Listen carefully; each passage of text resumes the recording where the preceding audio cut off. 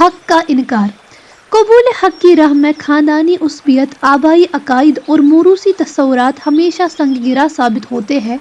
اچھے اہل نظر اس غلطی کا شکار ہو جاتے ہیں کہ جو بات بہت زمانے سے ہوتی چلی آ رہی ہے وہ ٹھیک ہے، درست ہے، جائز ہے۔ لوگ حق و صداقت کو باپ دادا کی محبت و احترام کے پیمانوں سے ناپنا چاہتے ہیں۔ انسانی فطرت کی اس کمزوری نے سچائی کے ماننے میں سدا رکاوٹیں پیدا کی ہے اور رکنے ڈالے ہیں۔ تمام مصلحین اور حق کے مبلغین کو اکثر و بیشتر اسی ناسزا ذہنیت سے سابقہ پڑا ہے۔ حضرت سیدنا ابراہیم علیہ السلام نے جب توحید کا گلگلہ بلند کیا تو چاند ستاروں اور بتوں کی پوجنے والی قوم اس بات پر بگڑ گئی کہ ہے آزر کا یہ بیٹا ہمارے اسلاف سے بھی زیادہ عقل مند اور حق شناس ہے۔ اتنے بڑے بڑے مرتبوں اور شخصیتوں کے لوگ کیا بالکل ناسمجھ تھے؟ صدیوں سے ہم جس راستے پر چلتے آئے ہیں، کیا ابراہیم علیہ السلام کے کہنے سے اس کو چھوڑ دے؟ پوری قوم نے حضرت ابراہیم علیہ السلام کا مذاق اڑایا، ان کے پیغام کو جھٹلایا اور خود ان کے گھر کے لوگ اس مخالفت میں پیش تھے۔ حضرت سیدنا موسیٰ علیہ السلام کے ساتھ بھی یہی پیش آیا۔ فرعون جس قوم کا خدا تھا اس نے حضرت موسیٰ کی شدید مخالفت کی۔ ان لوگوں کو بادشاہ پرستی کا مرض لاحق تھا۔ جو شخص تاج و تخت کا مالک ہوتا خدائی کا دعوے دار بھی بن بیٹھتا، بادشاہوں کے درباروں میں سجدے ہوتے اور جبروت و ستوت کی ماری ہوئی مخلوق بادشاہ کو خدا کا سایہ نہیں بلکہ خدا سمجھتی تھی۔ حضرت سیدنا محمد رسول اللہ صلی اللہ علیہ وسلم کو جس قوم سے سابقہ پڑا وہ آبا پرستی میں پچھلی قوموں سے منزلوں آگے تھی۔ اپنے پرانے عقیدوں کے خلاف جب انہوں نے سچائی کی باتیں سنی تو ساری قوم مخالفت پر آمادہ ہو گئی۔ آپ صلی اللہ علیہ وسلم کا چچا ابو لہب دشمنان اسلام اور مخالفین رسول صلی اللہ علیہ وسلم کا سرکردہ تھا۔ اس کم بخت و بد نصیب کا تو دن رات کام ہی یہ تھا کہ حضور صلی اللہ علیہ وسلم جہاں تشریف لے جاتے یہ بھی ساتھ ساتھ ہو لیتا یا وہاں پہنچ جاتا۔ آپ صلی اللہ علیہ وسلم لوگوں کو سمجھاتے، حق و صداقت کا درس دیتے، نیکی کی تبلیغ فرماتے تو ابو لہب آپ صلی اللہ علیہ وسلم کی مخالفت کرتا، قریش سے کہتا کہ لوگوں کہیں عبداللہ کے بیٹے کی باتوں میں آ کر اپنے آبائی دین کو نہ چھوڑ بیٹھنا، یہ میرا بھتیجا تو معاذ اللہ بے دین ہو گیا ہے۔ یہ کیسے ہو سکتا ہے کہ ہم اپنے معبودوں کو چھوڑ دیں جنہوں نے ہر مشکل میں ہماری مدد کی ہے؟ صدیوں سے ہمارے اسلاف جن بتوں کی پرستش کرتے آئے ہیں، کیا اس ایک آدمی کے کہنے سے ان کو ٹھکرا دے؟ یہ نہیں ہو سکتا، کبھی نہیں ہو سکتا۔ جب تک میری جان میں جان ہے لات و منات اور نصر و حبل کی عظمت کے پرچم سرنگوں نہیں ہوں گے۔ اور ہاں، یہ محمد صلی اللہ علیہ وسلم آخرت کے عذاب سے لوگوں کو اکثر ڈراتا رہتا ہے۔ سمجھ میں نہیں آتا یہ آخرت کیا بلا ہے؟ مرنے کے بعد کہیں پھر کوئی زندہ ہو سکتا ہے؟ ناسمجھی کی باتیں اور صاحبوں سو باتوں کی ایک بات ہے کہ بے دیکھی ہوئی حقیقت کو ہم آخر کس طرح مان لیں؟ ہم تو اس بات کو جب سچا جانے کہ اپنے خدا سے ہماری باتیں کرا دے، یہ نہ ہو تو کم سے کم آسمانوں سے آوازیں آئے کہ ابن عبداللہ خدا کا بھیجا ہوا ہے اور اس کی بات پر دنیا کو ایمان لے آنا چاہیے۔ اور ایک ابو لہب ہی کیا، تمام قریش یہی کہتے تھے کہ محمد صلی اللہ علیہ وسلم خدا کا کیسا نبی ہے جو ہماری طرح کھاتا پیتا اور بازاروں میں چلتا پھرتا ہے۔ اس کے بیوی بچے بھی ہیں، دنیا کی ضرورتیں بھی اس کے ساتھ لگی ہوئی ہے۔ نبوت کا منصب تو مکہ یا طائف کی کسی دولت مند یا شیخ قبیلے کو ملنا چاہیے تھا۔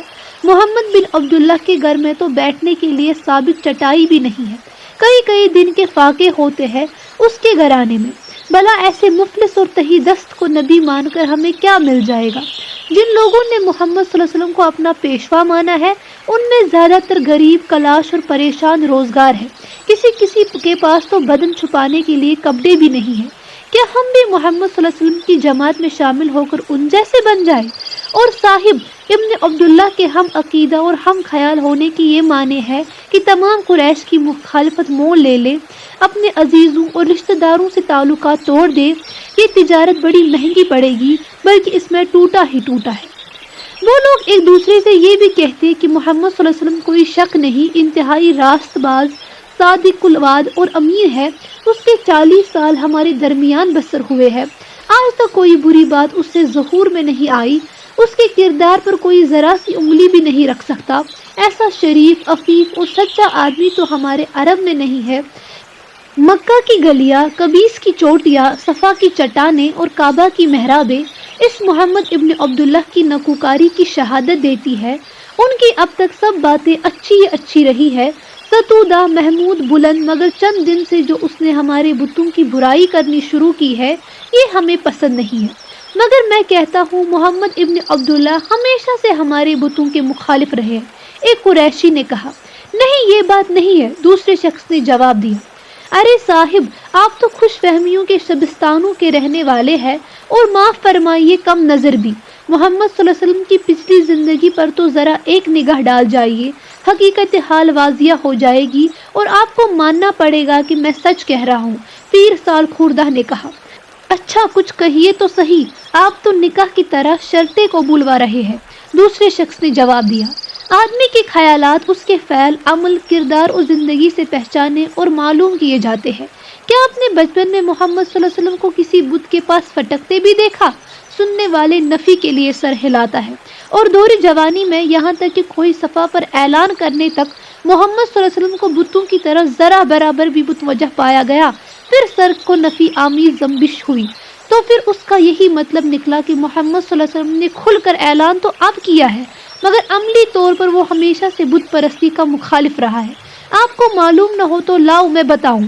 زید بن عمرو بن نفیل نے محمد صلی اللہ علیہ وسلم کی ایک دفعہ دعوت کی تھی، گوشت کے خوان سب سامنے آئے تو اس نے جھٹ سے یہ کہہ کر ہاتھ کھینچ لیا کہ بتوں اور استانوں پر چڑھا ہوا گوشت میں نہیں کھاتا، میں تو اس جانور کا گوشت کھاتا ہوں جو خدا کا نام لے کر ذبح کیا گیا ہو۔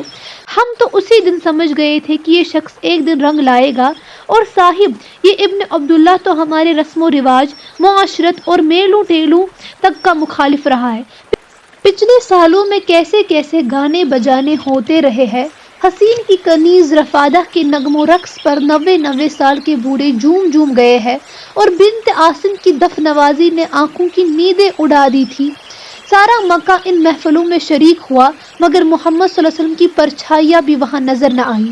شراب ہم عربوں کا موروثی شغل ہے، ہم جام و مینا کے بغیر ایک رات بھی نہیں گزار سکتے، لیکن محمد صلی اللہ علیہ وسلم ابن عبداللہ کو مئی نوشی کی کسی محفل میں نہیں دیکھا گیا۔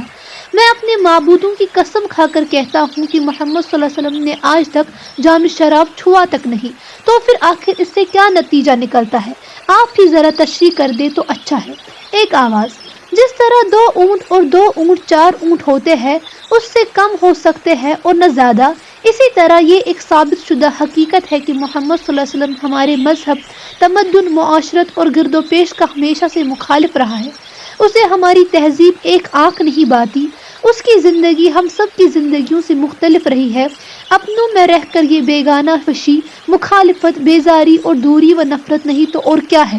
کہنے والوں کی باتوں پر بیک وقت کئی سروں کو جنبش ہوئی کہ تم ٹھیک کہہ رہے ہو۔